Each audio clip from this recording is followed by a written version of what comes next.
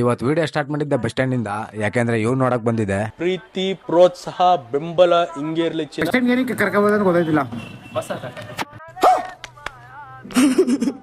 Guys ಮನೇಲಿ ಸುಮ್ಮನೆ ಮಂಗಿರೋನ್ನ rally bus stand ಕರ್ಕೊಂಡ್ಬಂದ್ಬಿಟ್ಟು ಲವರ್ಗೋಸ್ಕರ ಕಾಯ್ಗ ಕುಂತವನೆ ನೋಡಿ. ನಾನು ಇನ್ ಬಿಟ್ಟು ಬದುಕಿರಲ್ಲ ಮರ್ಗಿ, ಅದು ನಿನ್ಗೂ ಗೊತ್ತು. ಆಲ್ರೆಡಿ ನಮ್ ದೇವರು ಒಂದು ಹುಡುಗಿಯಿಂದ ಕಳಿಸೋಯ್ತು, ಈ ಜನ್ಮಕ್ಕ ಫಿಕ್ಸ್ ಆಯ್ತು.